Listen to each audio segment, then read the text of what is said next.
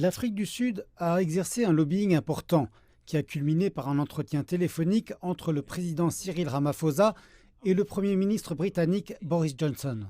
Il y a eu une vigoureuse interaction entre notre gouvernement et celui du Royaume-Uni. Les scientifiques des deux pays ont eu des discussions telles que celle initiée par le ministre du Tourisme, Sisulu, pour s'assurer que le Royaume-Uni comprenne le type de travail, la surveillance et la réponse que l'Afrique du Sud effectue, et aussi le type d'analyse scientifique et médicale dont nous sommes capables.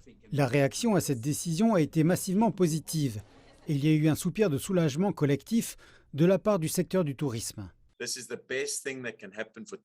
C'est la meilleure chose qui puisse arriver au tourisme en Afrique australe, en Afrique du Sud et en Namibie, étant donné que le marché britannique est un marché essentiel pour nous permettre de progresser. Nous avons vraiment trois grands marchés sources, le Royaume-Uni, les États-Unis et l'Allemagne. Il s'agit donc d'une nouvelle pièce du puzzle afin de remettre nos affaires sur les rails et de relancer le tourisme dans ce pays. On estime que le marché touristique international sud-africain a perdu environ 55 millions de dollars par mois pendant que le pays était sur la liste rouge depuis décembre 2020. Si on regarde le secteur dans son ensemble, les estimations basées sur les dépenses touristiques en 2020 indiquent que la contribution de ce secteur au PIB est passée de 7,2% avant la crise à 2,9% en 2020. Le secteur du tourisme constitue véritablement une partie importante de l'économie sud-africaine dans son ensemble. Cela prendra du temps pour faire revenir ces touristes dans le pays. Mais avec des cycles de planification beaucoup plus courts de nos jours, cela pourrait se produire plus tôt.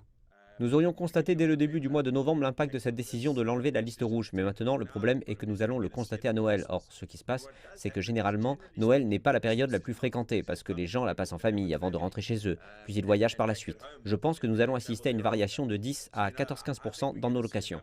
Mais tout le monde n'est pas aussi optimiste quant au calendrier de la relance du secteur touristique. Je pense qu'il faudra un certain temps pour que tout rentre dans l'ordre. Nous ne parlons pas de mois, mais d'un an, voire plus. Il y a beaucoup de choses dans le secteur du tourisme sud-africain qui doivent également être apportées avant de retrouver cette dynamique. En fin de compte, l'Afrique du Sud doit garantir la sécurité générale des touristes sur son territoire et mettre en place une stratégie cohérente pour créer un environnement commercial plus propice. Une autre bonne nouvelle est que les responsables de la santé sud-africains ont officiellement dévoilé leur certificat de vaccination électronique qui a été accepté par les autorités britanniques comme preuve valide de vaccination. La nouvelle que l'Afrique du Sud ne figure plus sur cette liste rouge est bonne. Le problème est à présent de faire revenir les touristes dans le pays et le plus tôt sera le mieux.